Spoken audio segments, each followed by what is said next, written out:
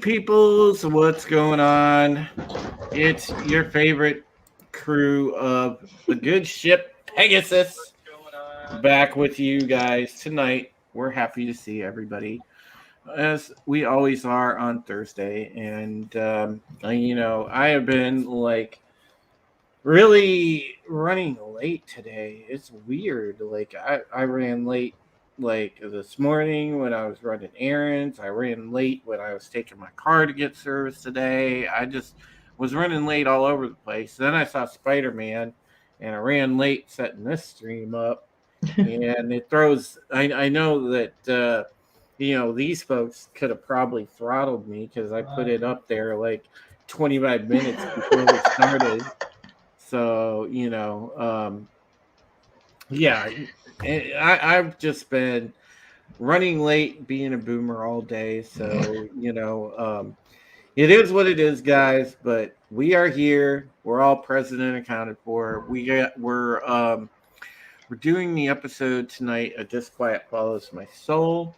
Big shout out to Nikki Klein for retweeting the stream yet again. She is on a streak of retweeting the streams, but we always are putting little witty comments, I think, on the tweets. So we tag her in, and she apparently enjoys the hell out of that. So yeah. I do not know what just happened to Zach. I hope he didn't get zapped out by the wind. Because the way the wind's been going, it'll just pick you up and take you to Kansas. So That's for sure. So we've got the lovely Sassy Southern Belle Arwen Avalon in the house. Hey, y'all. So I hope you are doing well, Miss Arwen. Everything's going good, according to plan. And hey, there, he made it back. Look. He's back. Just had to twist some dials and get rid of some Cylon interference. We're back. Hopefully that doesn't happen again. Yeah, no, it's more like Google is the Cylons. Yeah. Yeah, they really are. So, hail to Blue-Eyed Roof Queen, the base. Hey, Tony, good to see you. Rabbit Slick Ouchies, good to see you. It's like the Fauci Ouchies. Get your boosters there, Rabbit Slug. All you need is 5 boosters. Macklin made it. It's in the house. Great to see Macklin. And, of course, we've got Eric K. Cylon Duplicate. I like that, Eric K. Nice. Dude, you need to keep that name. I dig that. Tehillim29 is in the house. Great to see you, sir. So, our friends are making their way in. Lopter, Doomsday Demon King of Inferno. Hey, Lopter, great to see you. Jock Nerdy's in the house. Hey, Jock, what's up? Shout out to Jock Nerdy. Yeah, big shout out to Jock Nerdy, man. It's great to see Jock. Parrot Head's in the house. Hashtag Beware the Drew. Yes, and by the way, speaking of that, I have news, you guys, because I actually debuted my my merch. I have merch now. Yes! Yay! So I am going to go ahead and put the link to the new Supreme Heretic t-shirts. Nice. And we will drop that link here in the chat momentarily as soon as I figure out what it is. Huh? Figure out what it is. What do you mean? What the link is. It's a joke. Don't worry about it. Dude, don't hit me with jokes right now. I'm seriously like in boomer mode, to the nth degree. So I'm so on the uptake on literally everything right at the moment. But it happens. But yeah, we do have merch. So like I said, I just need the thing to the store. Oh, Might help if I click on the go to store thing right here. Oh my gosh, I am really boomering it. No. So, all right, the direct link for the T-shirt I am dropping in the chat. I put a reasonable price on it for everybody. So, while this is the holiday season, here you go. This is a great gift idea. This will take you straight to the Supreme Heretic T-shirt, and I did make a good looking T-shirt, you guys. So you will enjoy that if you purchase one. The very first person to purchase one, by the way, shout out to the great TMF Toxic Man Flu, bought the very first shirt for me late last night. So props to him. Fox is a good dude. Yeah, he is. Starting unending memes about me. Awesome. Unending memes that have made a lot of people a lot of money and given you a hell of a lot of notoriety. Yeah, I really can't complain because that shirt really does have the hashtag Beware the Drew slogan on it. So there you go. So rabbits like ouchies. Yes, Merry pre-Christmas to all. Yeah. Janet from Another Planet. Hi, honey. It's great to see you. We absolutely love Janet from Another Planet. Love you, sweetheart. Oh man, that is my beating heart right there. All right. So as I said, we're doing the episode of Disquiet Follows My Soul. It's ramping up because we got a really very interesting story arc developing, and it's going to be awesome. Rabbit Slug Janet is so not a weirdo. She's actually a very, very sweet lady. That's a very good person. Oh, the best. All right. So, Steph, if you want to go ahead and lead us into tonight's episode, please, by all means, let's go. As we said, this is season 4, episode 12, but this planet follows my soul. If you have not smashed the like button, please do so. If you are new and have not subscribed, please do so. Your mic is like really sounding weird for some reason. That's funny because yours was sounding weird to me. Yeah, now you sound fine. I think it's a StreamYard issue. It might be. Okay. But yeah, you sound good now, so go ahead. Right. The episode opens on the Admiral, waking uncomfortably in his rack, having fallen asleep in his uniform. He runs through his morning routine, stopping to read a passage from a book before heading to the CIC. In sickbay, Connell performs a sonogram on Six, revealing her and Ty's child. The Six is overjoyed, while Ty simply needs a drink, to which Cottle offers him a cigarette as consolation. Six goes on to explain that the Cylons have never before successfully reproduced as humans do, that the existence of this child signifies a potential path for survival for the Cylons, with the loss of resurrection technology. As Connell's assistant passes by Gaida, waiting to get his prosthetic leg cared for, while making an offhand comment at all the attention the Cylons are getting in the light of the chaos among the fleet. To add to that chaos, Tyrrell rushes in with his son, Nicholas, screaming for attention as the child is peeing blood. This exchange does nothing to assuage Gaida's opinion. At a press briefing on Colonial 1, the Admiral fields hostile questions from the press about the actions of the final 5 aboard the fleet since the attack on the colonies, and whether having Colonel Ty as Exo raises any worries. Adama refuses to answer, and when a question about a permanent alliance between the Cylons is deflected to Tom Xeric, he as well offers no comment. Lee takes the podium to speak to Rosalind's status and location, but flubs an answer about the identity of the final Cylon, revealing that they knew the last to be a woman.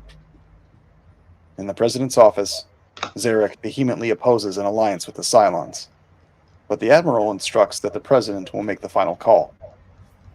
when Xeric threatens the Admiral. Adama warns him that it will be easy for Adama to finger Xeric as the instigator if anything occurs. Xeric checks the drawer of the presidential desk, where a loaded sidearm sits, and the scene cuts. Yep. And that's the end of the opening. Yeah. A very interesting opening. You can see the clear. You can see like some clear heat developing between Xeric and Admiral Adama, as those men never really did like each other, but now, it's just flat out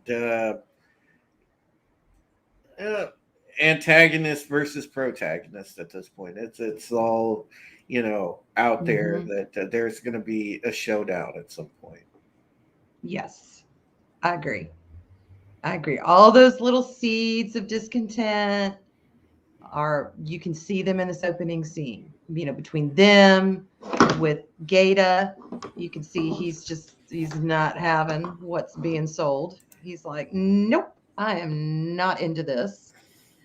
Then you've got Chief coming in with his son, and stuff's going on there. I mean, you can just, they're not good right now.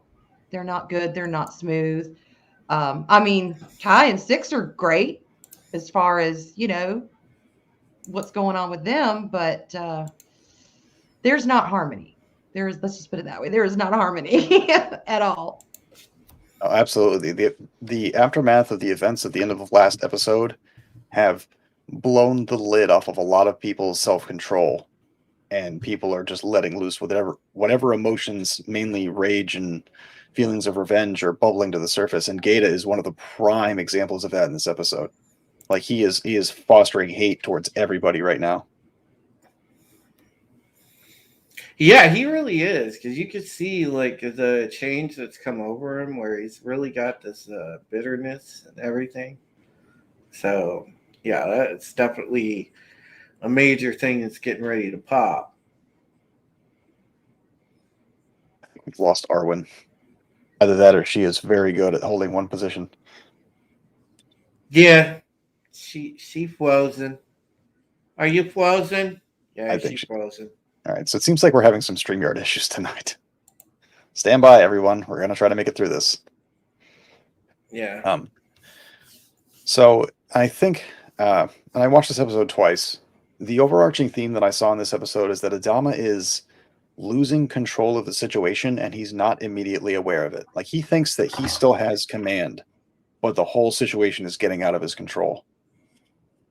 Yeah, you can see that the seeds of mutiny slowly starting to fester. Mm-hmm. It's almost like when when something like metal or wood or anything like that develops like stress fractures over time. And you can see cracks appearing. That's how you can kind of, that's the allegory I think I would tie to this. And hail the lovely Sherry. Always good to see you, Sherry. You are such an awesome supporter of this channel. Thank you so much. Also, JM Cruz, our boy, 0 Hour Discussions with JM Cruz. What's up, dude? Great to see you. Good man. Just stopped by my gaming stream earlier. Good to see him again.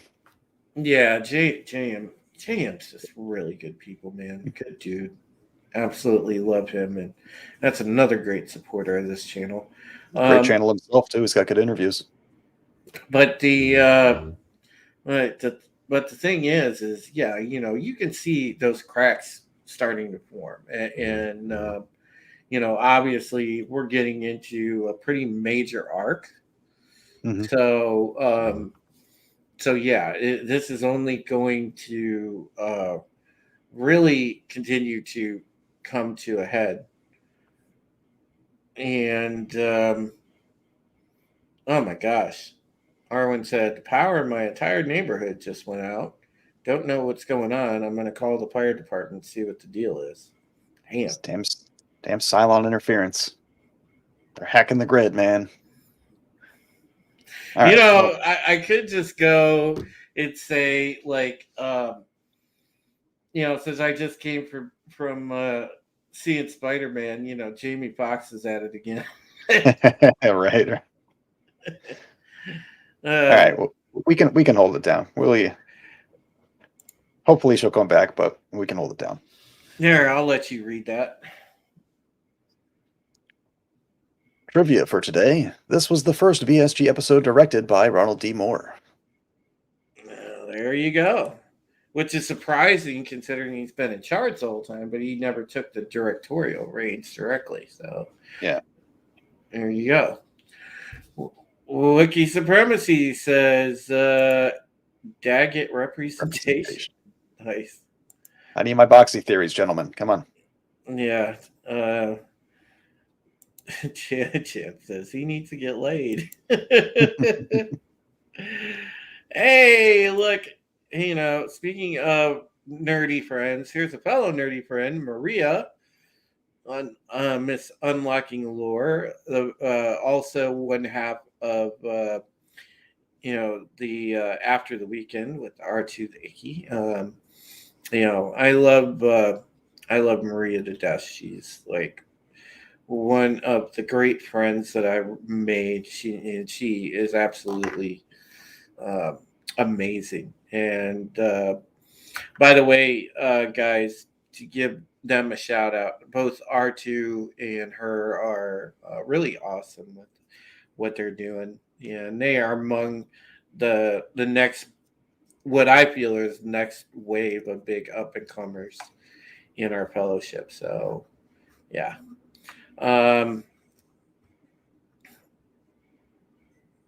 See if I can pull their channel up.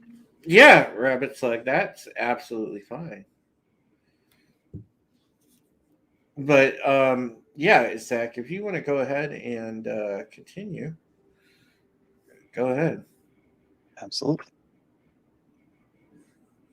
After the opening credits, Gaius's people distribute his materials throughout the fleet, as he sits alone, trying to determine what to say in his sermon, as Six tries to convince him to have faith. In the Admiral's quarters, Tyrrell, Ty, Hilo, and Lee sit in as the chief briefs them on possibly upgrading the fleet with Cylon FTL technology.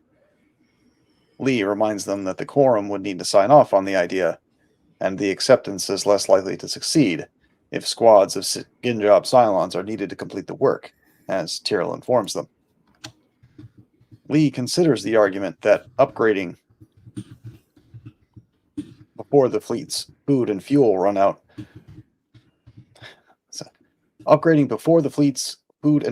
out before they find a new home should be a good argument. But Tyrrell then ups the ante with a price: that the Cylons become valid citizens of the fleet, with their own representative on the Quorum and Adama's oath of protection.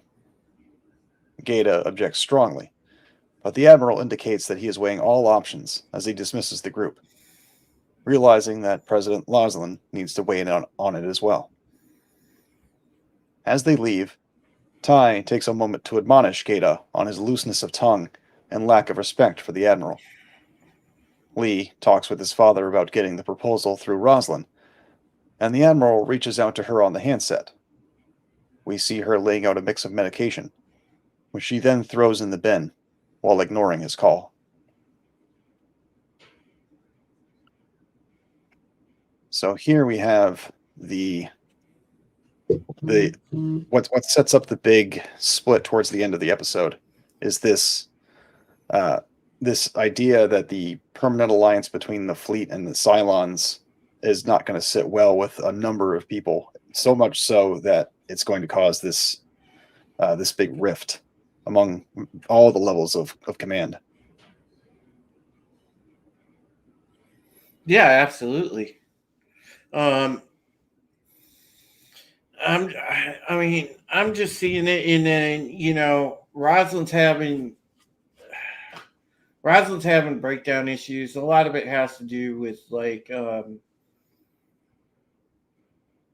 just I think all the events that have unfolded recently, and then on top of it, her own mortality. Mhm. You know, Yeah, her destiny, we'll say, was the only thing holding her together and keeping her on the straight and narrow as far as her cancer treatments went. And with the loss of that, she's abandoning the other, and everything that flows forth from this episode is a consequence of that. And it's all emotionally driven. Like I said, the loss of the dream of Earth took the cap off of everybody's self control. it really did. And that's why we go back to D's suicide. It was so damn unnerving and shocking. You Mhm. know, and you're seeing just the mental stress and fracturing that I think what they found on Earth did to them. I Mhm. mean, it's just people are cracking left and right. I would say that D pulling the trigger is the one domino that started this immense chain reaction of everyone else. Because Gaida's the one that rushes in and has a breakdown when she's on the floor, and now we see him completely unhinged and on a very vengeful path. I would say that that moment is just it's that one domino that just leads to all this destruction. Oh, hey, we got a boxy theory. You called for it. Look. Yes, we There you do. go. There you go. All you, bro. Boxy theory number 2795. After finding out Ty's a Cylon all along, Boxy steals Lee Adama's old Viper. All the fleet's good booze, sneaks off to a base star to live out the rest of his series with the Sixes. It's a Nice. fantastic theory. Yeah, that is. All right. Well, I mean, that's the way that I view it, though. Yeah, I mean, there's psyche fractures all over the place. And hey, look, an old friend we haven't seen in a while. Jaden needs the chaos. No. It's a good thing Hope I put her in the every credits. Yeah, that's why she's in our end credit sequence. And before you go on, Zach, Okay. not that your ego needs a stroking, but there you I go. saw that. There you go, Maria giving you the props. Thank you. All right. Coddle informs Galen Tyrrell that his son suffered early renal failure. Treatment should prevent a damaged kidney. The problems complicate when Tyrrell reminds the medical team that his child is half Cylon. But Coddle's assistant Ishay tries to tell Coddle to inform Tyrrell of something important. Coddle dismisses her and speaks with Tyrrell privately. Galen realizes that his late wife, Callie, hid a secret. Nicholas is not Galen's biological child. When Tyrrell asks who the father is, Coddle angrily declines that request until he can tell the birth father personally.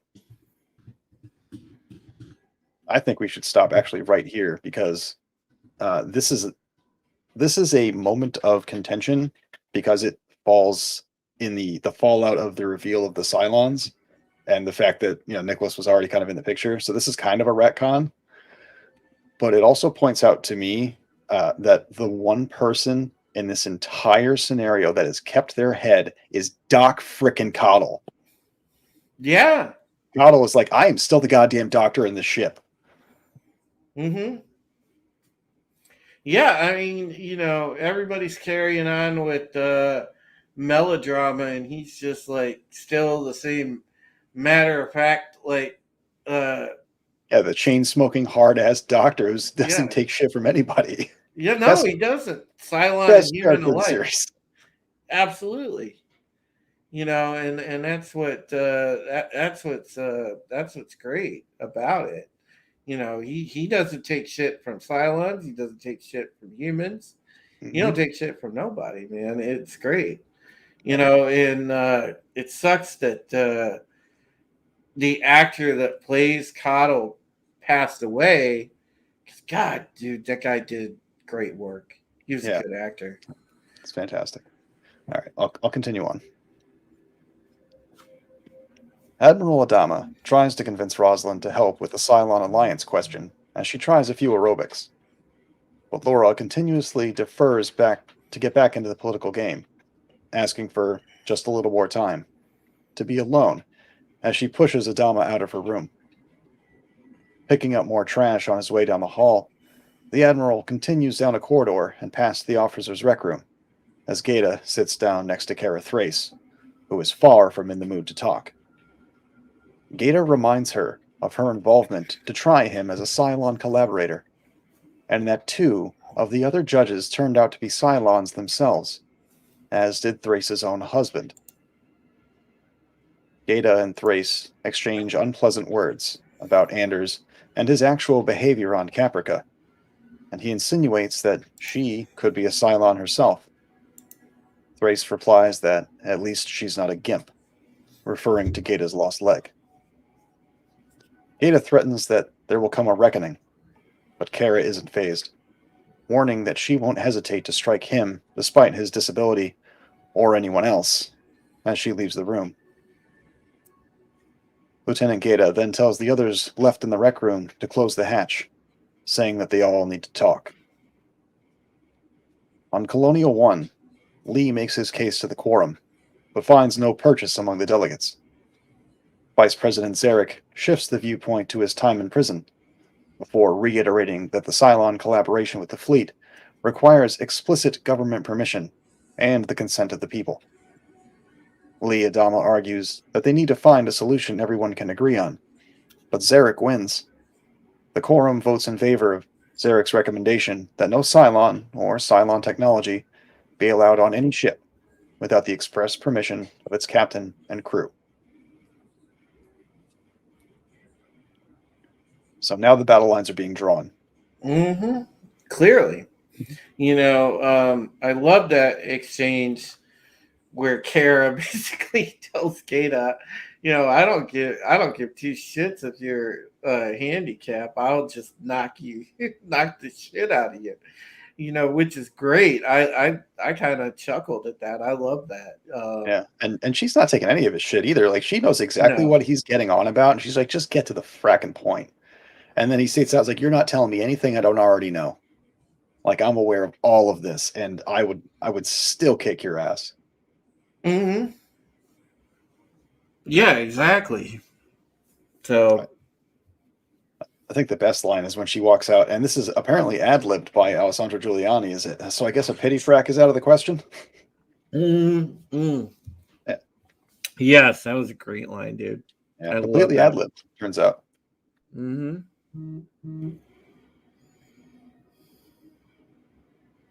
So a standout moment for this, for me, was actually Xeric making his plea.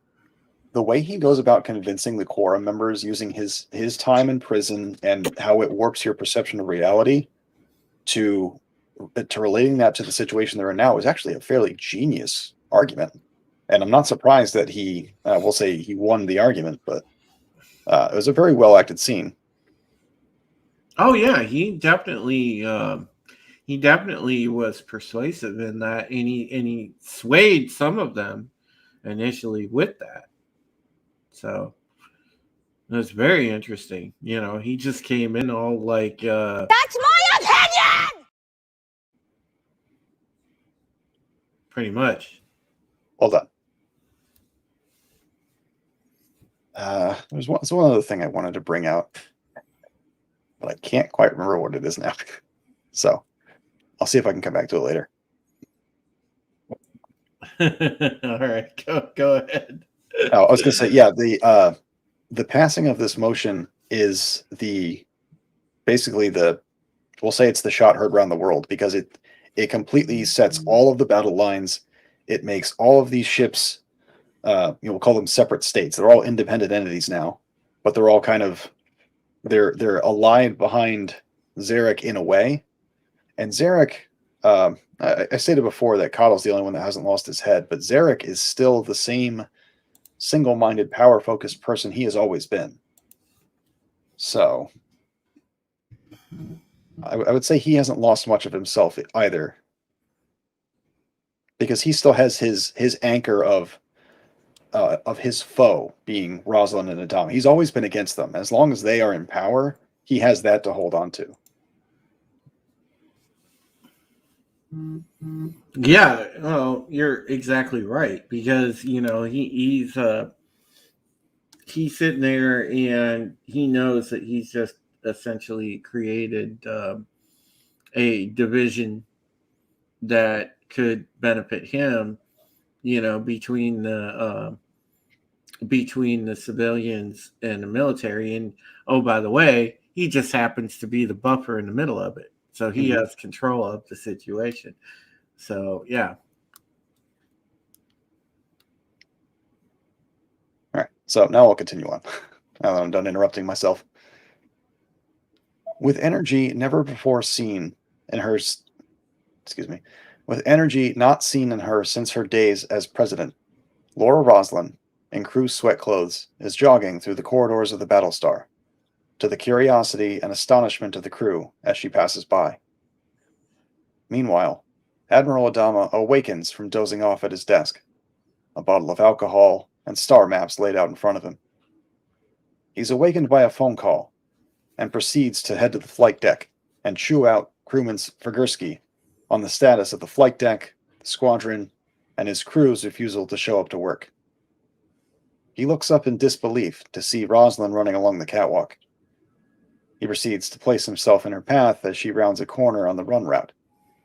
Rosalind is flushed with energy, but Adama tells her his observation without mirth. He tells her that he knows of Dr. Coddle's opinion that Laura's energy is due in part to her detoxification, having refused her recent series of Deloxin treatments after Earth's discovery. When Adama pleads for Rosalind to return to an active role in the government, worrying about Xeric's power plays, Laura refuses. Despondent over her part in the Pythian prophecy, Rosalind doesn't want to be president or the dying leader anymore. She wants to enjoy a bit of her life as an ordinary woman while she still has time. When Bill admits that she's earned some time to simply be Laura and not the president, she tells him that he also has earned that time, giving him a kiss before telling him to get out of her way as she jogs ahead. Elsewhere, Gaius Baltar speaks rather dispassionately to his flock, arguing whether they disappointed God with some kind of discretion because of the lost Earth, and demand that God come down to them to ask his angered people for their forgiveness instead. As the crowd's energy rises to a loud shouting rage, Galen Tyrrell is there, staring across the room at Hot Dog. Tyrrell steps over to him as he tries to apologize for his time with Tyrrell's wife. Tyrrell appears to nod in agreement before cold-cocking the pilot, fist-fighting as Baltar looks on without concern, and the crowd cheers. Six impresses upon Baltar the power he holds over those in his flock. So I'll stop there. We have a couple of good things to go over. The first is a continuation of what I said earlier, where Adama is losing control of his fleet rapidly, and he's still acting like he's in command. He is playing off this situation with the flight deck as though it's just his crew playing hooky in normal days and not seeing what could be happening. Yeah. And Rosalind, and Arwen said Rosalind has a point. Mm-hmm. Yeah, the two of them are definitely, I'm not going to say they're getting on in years, but they've definitely become tired. Like it's taken everything out of them. It's taken everything out of everybody. Like there's a handful of characters that really have something left to hold on to, but everyone else is falling apart at the seams. And you can see that in the tertiary, right? As Adama is walking through the halls and the corridors, he's picking up trash. People are fighting and lounging about and just being belligerent to each other. Gaida is up his ass and not giving him respect, and he's not really calling him on it. Ty's doing it, but he's not. Mm-hmm. Yeah, Ty's being the usual XO that he always is, but it's not even phasing Gaida anymore. Because Gaida doesn't seem to have any respect for him because he's a Cylon. So it's all this shit is so disjointed right now. Like, you could see the entirety of the dysfunction on display, and it's just and you think it can't get worse, but man, this is just like the tip of the iceberg, essentially. So, when I didn't realize this before, this comes directly after the series of webisodes known as The Face of the Enemy. So, Yeah, if remember anyone that. goes back and watches those, I believe you can find them on YouTube somewhere. Mm-hmm. You can get some of the preamble to this episode and events that lead up to it. Yeah, the Face of the Enemy webisodes were actually pretty good. I really enjoyed those.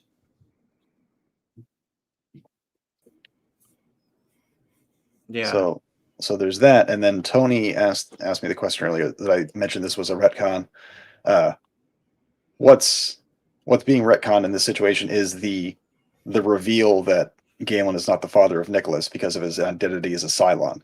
I'm pretty sure that they just said, okay, we can do this and make it make sense after the fact, and it does. But I think they clarify that Hot Dog and Callie were together before she started being serious with Galen, so it's kind of just this weird gray area, and it makes sense. See, I thought it was just that they hooked up. Yeah, they did, but it was, I think it was clarified to be before her and Galen were a thing. Yeah, I mean, I just thought that she hooked up with him, had a one-timer with him before she got super serious with the chief. Yeah, exactly. So and that fits in with Hot Dog's character. He's known for sleeping around. Yeah, like they've made mention of that several times. Hail Shane Nolan, great to see you, buddy. Tony said Callie was pregnant on New Caprica, right? Yeah, I believe so. Yeah, I think I remember that's correctly. just how I've seen them retcon it. Is like during this short window of time, these two hooked up. The result is a baby, and they have just enough window to say, okay, this could be Galen's baby, but because Galen became a Cylon, it's also this guy's. I think it's clever and also a bit shuffled in there, but yeah, it is. And Arwen made another good point. I hated that Chief is not the dad, but it just seemed meh. I get why they did it. Yeah, and they did do it that way because you can't have two super hybrid children. You already got Hera, so they weren't going to overshadow Hera, right? Simply because Hera is like super important. So there was no way that Nikki was ever going to be a thing, like Nicholas was ever going to be a thing. So right, that was why they just did the whole like, well, we'll pass it on to Hot Dog. So. Yeah. Again, I think it's clever. I think they did a good job of tying up what would have been loose ends, given some of the creative choices that were made. Yeah, it's not bad. It's not much else you can say about it.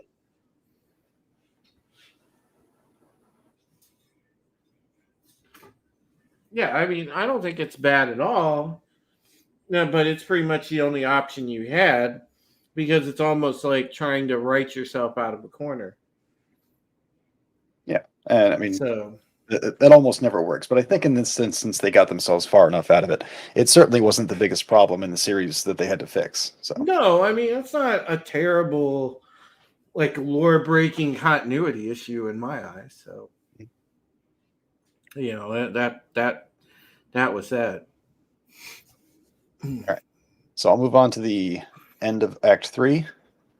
Yeah, go right ahead. I gotta actually step away for a second. So you got this, bro.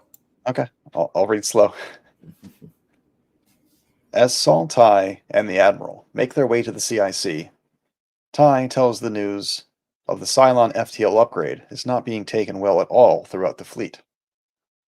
Several of the civilian ships are refusing to accept the Cylon jump drive upgrade. Others won't even communicate with Galactica. Gaida points out that the crews of those ships are merely exercising their right to deny Cylon's access. Adama tells him that jump drive upgrades is a military matter, outside the civilian government's jurisdiction.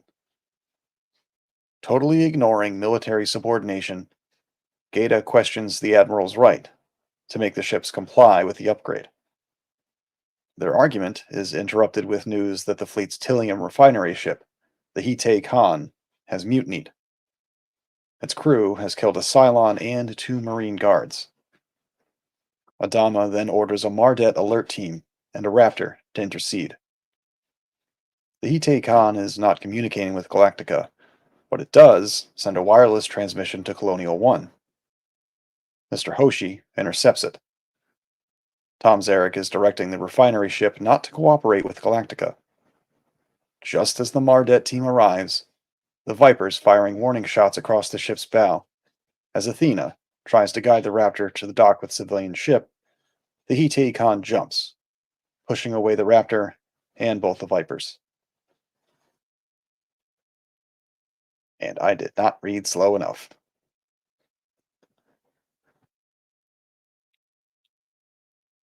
So, Blue-Eyed Rifkrian Base says, I bet it got changed to not make Callie seem like a subservient to controller type. It also, I think we touched on this before in previous episodes, where it prevents her from being the subject of a grape-like situation where she has this horrible hatred for Cylons, and then to find out that she would have been impregnated with a Cylon child would have been like crushing to her mentally. I'm pretty sure we discussed that before, but it also says, aside from the domestic violence episode, Galen didn't really PDA with Callie, right? She was always one of the deck crew guys. Yeah, he treated her as equally as he could outside of their bedroom. Mm-hmm. Yeah, you didn't see a whole lot of that. There certainly wasn't the amount of carrying on like he had with Boomer. Mm-hmm. So we just left when the Heretic mutinies and then jumps away. So now the fleet is kind of just in a holding pattern until their fuel ship comes back. Yeah, and they're trying to, and at this point, they're trying to figure out what to do. Adama's got a pretty good read on the fact that it was Xeric in the first place that, obviously planted the seed, and this is, it's pretty clear that they're going to, hold him directly responsible. Like they're coming for him. Right. And then also Gaida becomes increasingly more ballsy. He openly defies Adama at the command station in this scene. Mm-hmm.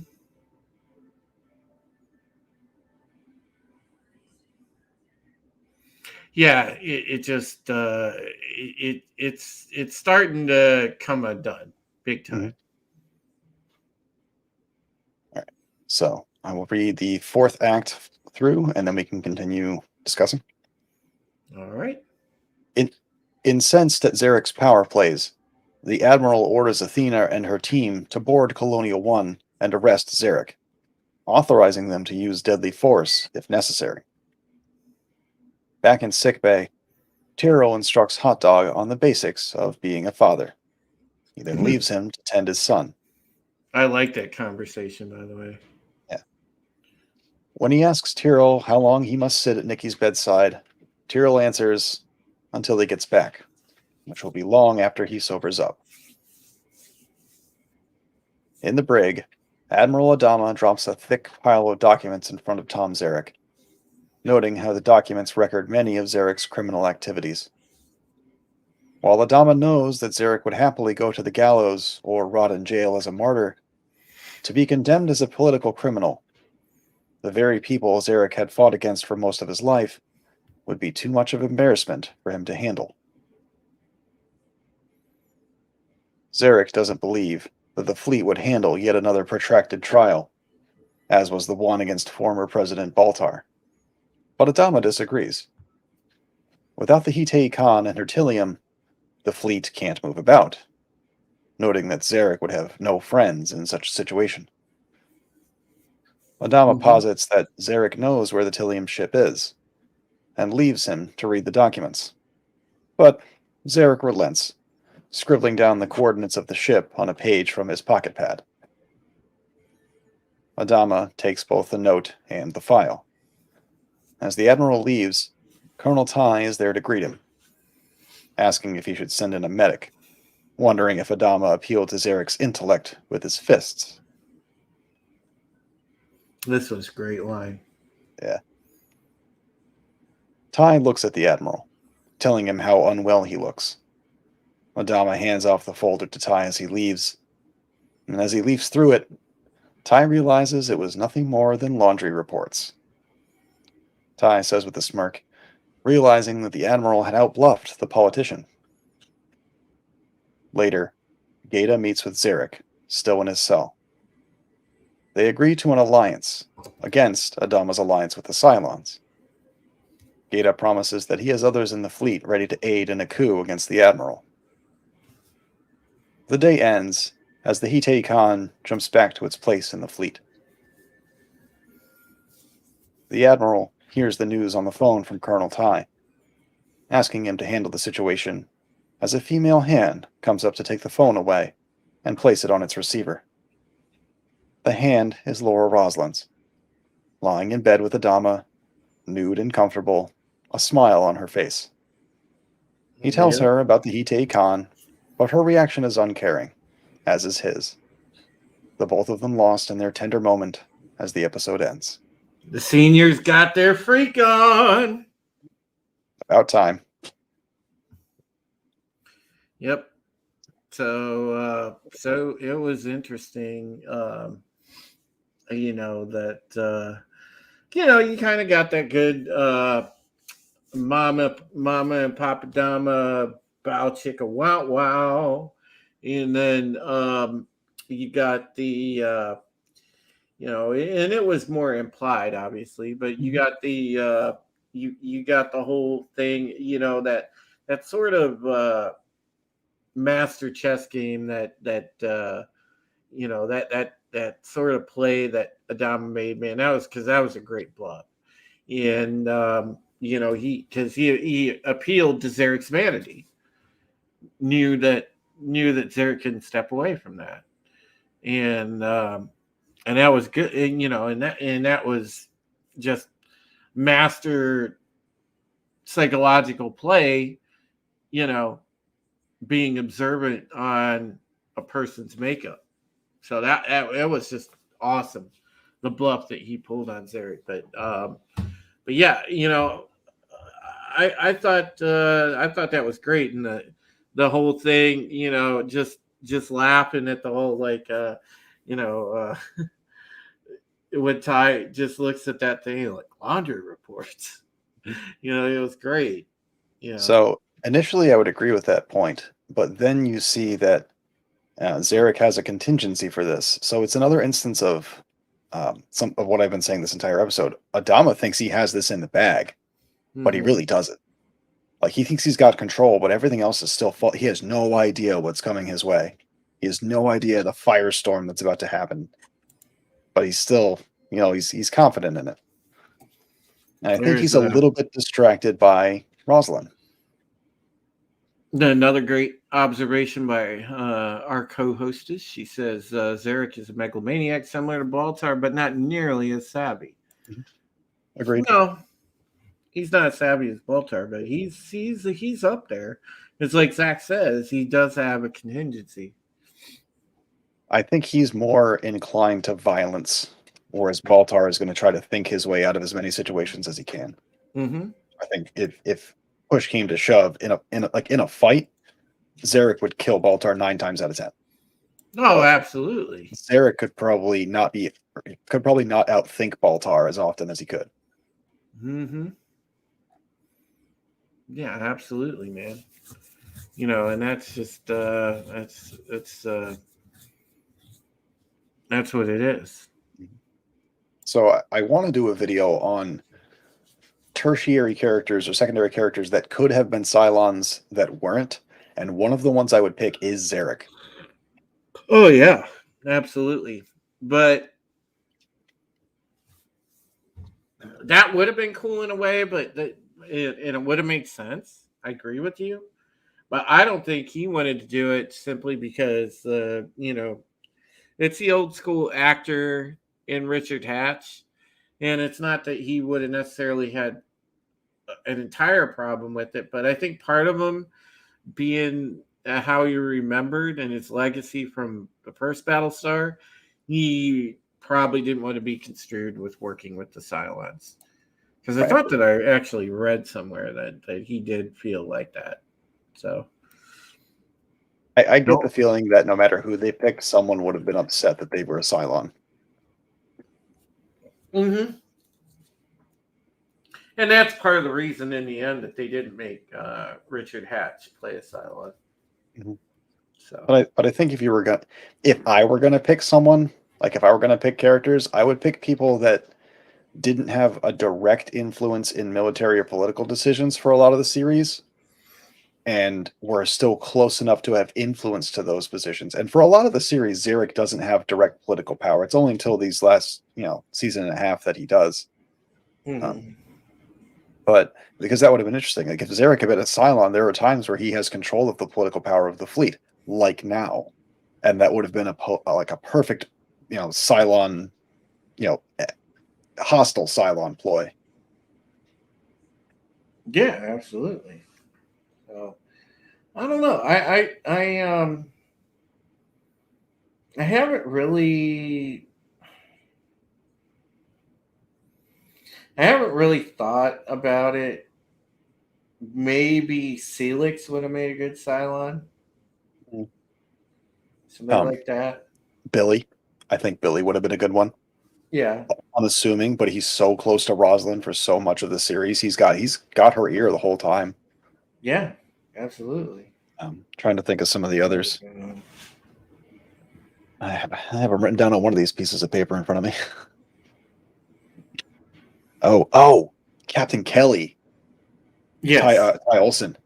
Third in command of the ship. Never, there's one time he has direct control throughout the whole series, but he's not really given anything. So if he wound up being a Cylon, they could have done a whole bunch more with him, because he has that one arc in the Baltar trial where he's the bomber aboard the fleet. That plays into being a Cylon agent perfectly.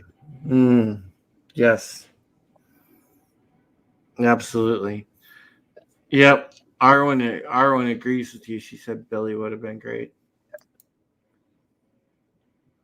Of course, now defeats the purpose of making this video if I'm just revealing all my secrets on stream. That's all right. Oh, well, Arwen, go ahead and post what you thought your score for this episode was in the chat. If last episode was, what I thought it was, I'm definitely going lower on this end. This one I would put more at a 7.5 or an 8. There is some good stuff that they get into. It does really start to pick up the pace of, that there's probably an impending mutiny that's going on soon. But, it just... This episode really was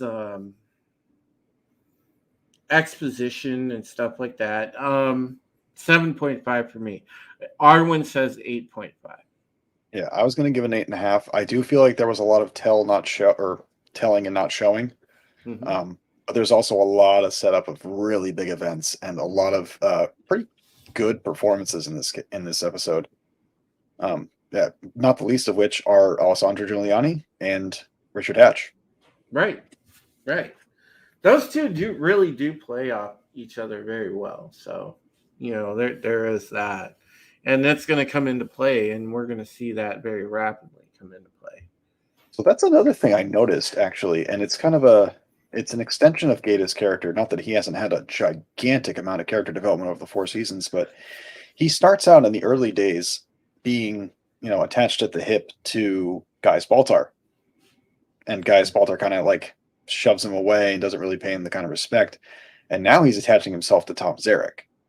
So he has this bad habit of picking his allies in like the hardest of people, like probably not the best of people to be, allied with. But at this point in the series, he doesn't have anything left to lose, so it makes more sense. Absolutely, Judd. And this, I agree with this too. But again, I think it's D's death that brings it out of him. Oh, yeah, 100% it does. Hail to my colleague at Bounding, Mr. Spencer, our associate editor. What's up, Spencer? Great to see Spencer Bakuli in the house. He's the man. My colleagues at Bounding are busy triggering LeVar Burton. Oh man, I gotta say that it's a feat because the bounding account is now blocked by LeVar Burton, which is funny in itself. Well done. Yeah, but yeah, it's great, and big kudos go to Spencer. He made that. He really helped me make that article I did on Bungie. A few days ago, he really helped make that shine. So big shout out to Spencer for that excellent job on that. But yeah. Oh, by the way, Spencer, support Asian business. Buy a T-shirt. I just dropped the my T-shirt link in the chat again, and I'm like shamelessly plugging the T-shirts tonight. But hey, I'm proud of them, man. I'm actually I'm gonna plug something else if you don't mind. No, go ahead. Our dear friend author Stephen Walton has fallen on a hard time this month. He is potentially unable to make his rent.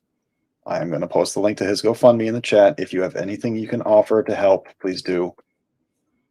He just needs to make his rent for January, and then he says he'll be all set. Yeah, hail, Stephen. So.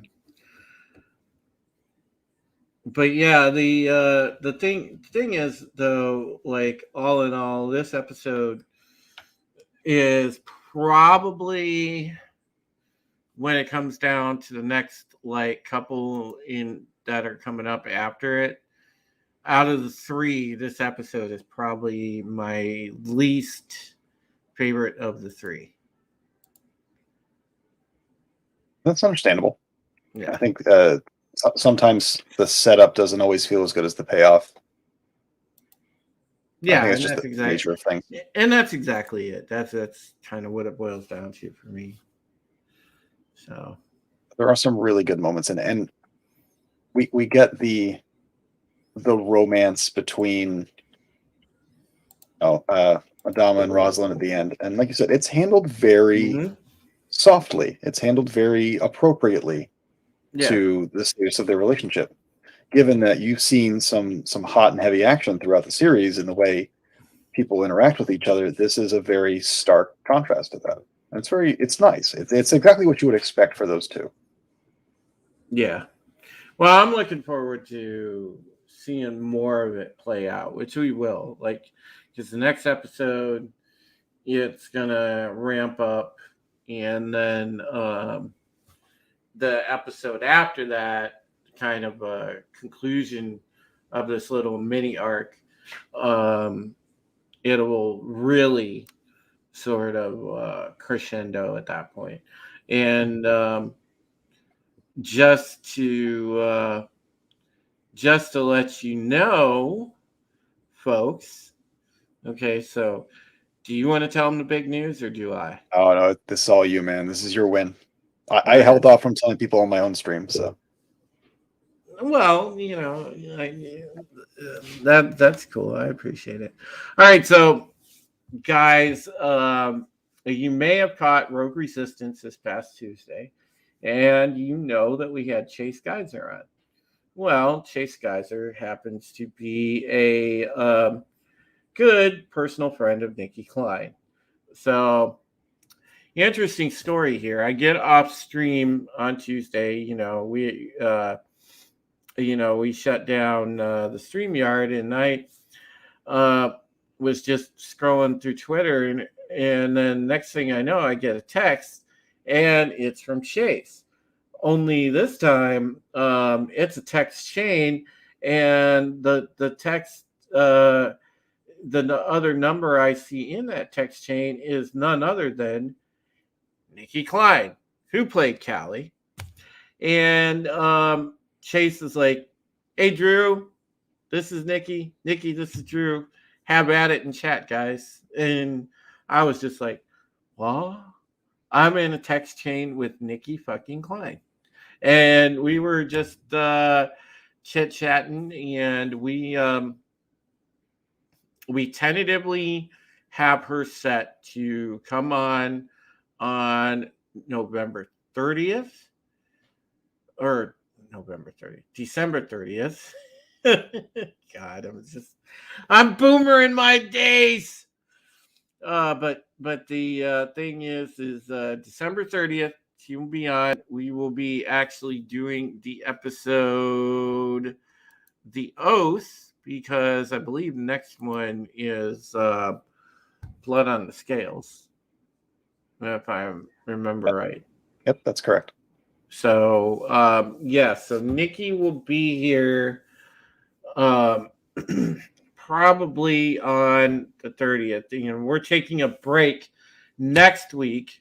So we will have no Pegasus Actual for Christmas week because, hey, it's Christmas week. We're all spending time with family for the holidays. So we're taking next week off, but the following week it's going to be Nikki. So yeah, it's going to be super, super awesome. I'm really excited about that. So yeah, that's going to be enjoyable, and you guys will enjoy that. And we're going to talk to her about her career, getting started in Battlestar, what her favorite Callie episode was, what did it feel like being, just like kind of like one of those like engineering crew type of people where, you really got to toss around a lot of the, real life engineering type of concepts and chit chat. So we'll have a lot of questions for her. I know that we're going to have some special guest stars that day that want to sit in on that panel. We've gotten requests from Everybody under the sun. From Bear Nerd Fun wants to sit in. I know that PJ Orville Nation, we're going to have him sit in. And, of course, Zach and I and Arwen will be here. And then quite possibly, Steven will jump in as well. And I just know it's going to be super, super fun. And hopefully, when you guys are watching that, we'll also at some point take questions from the chat for her. Respectful questions. Yes.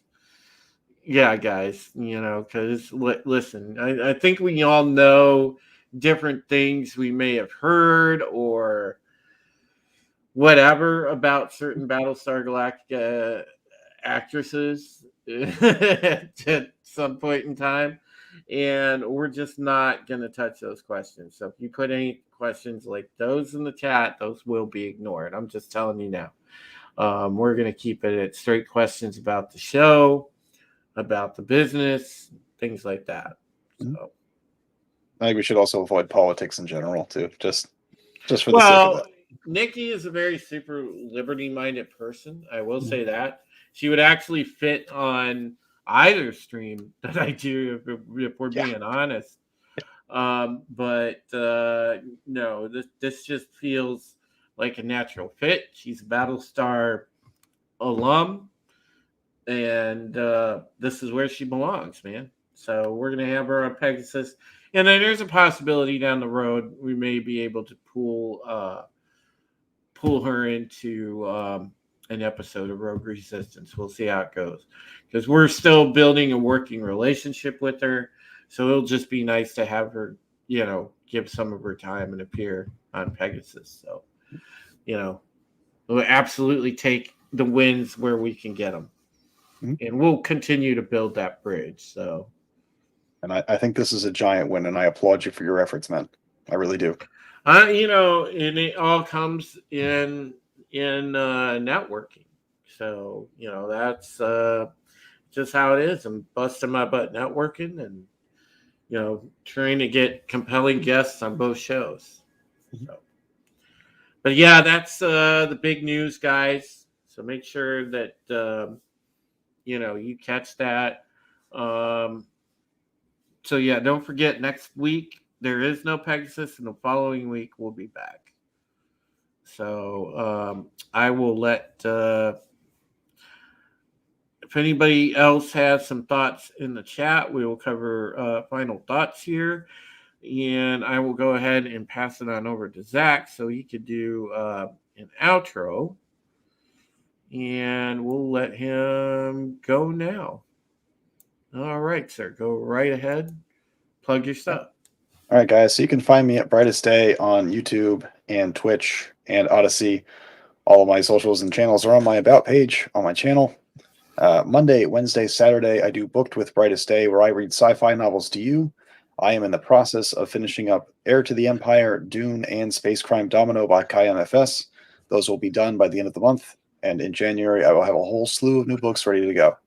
I also do my gaming streams on Twitch on Tuesday and Thursday nights, and I do a bevy of other content throughout the week.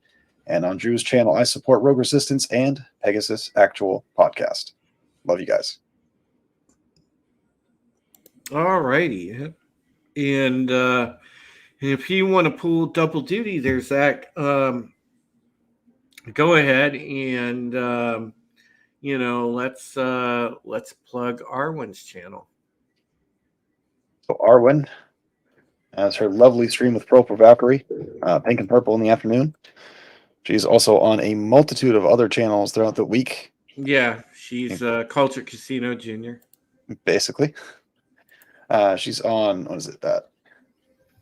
She's on the VacTube sometimes. She's on with Fat Steven playing Fortnite. She's on Fantasy Science Fiction, something, FFSI.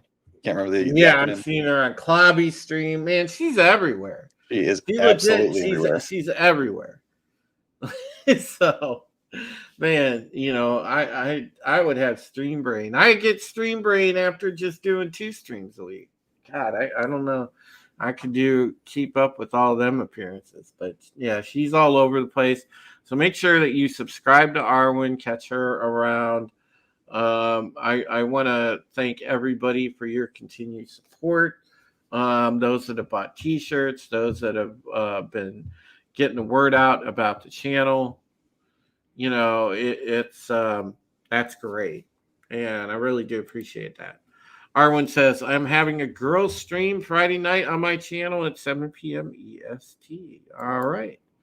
So, if you enjoy women around our corner of YouTube, catch Arwen's channel that night, because she's going to have probably some, and I've got a pretty good inkling of the type of lady she's going to have on there, and they'll all be, the best kind of heavy hitters from our community.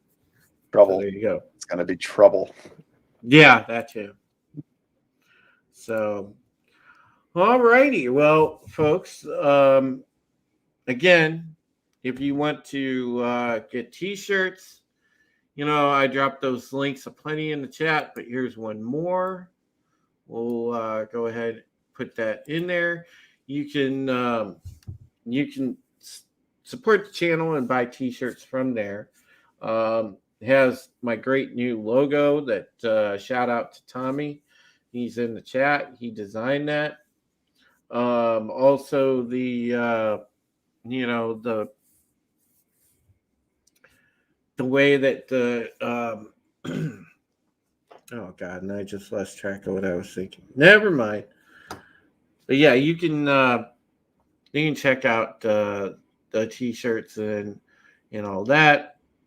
So no, I really do appreciate all the support and everything else. And I will be adding new merch to the store as I go.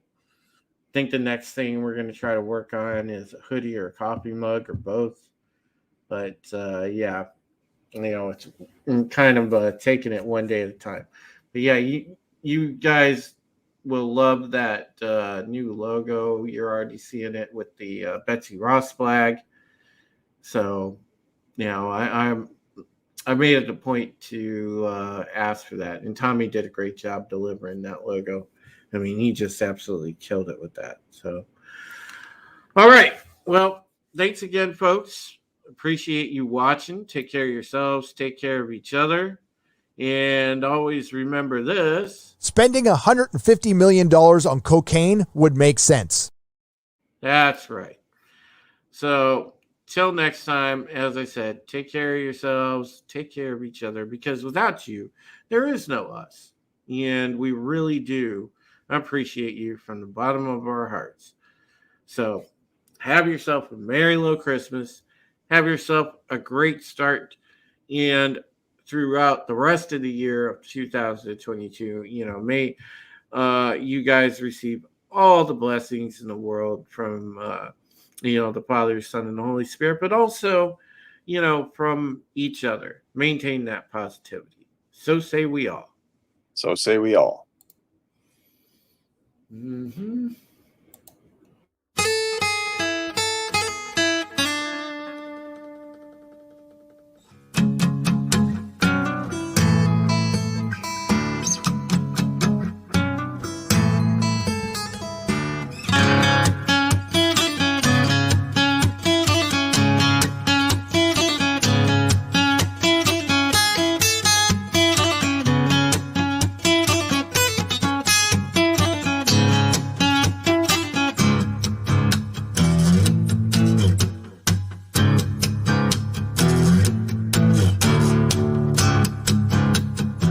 And there she is.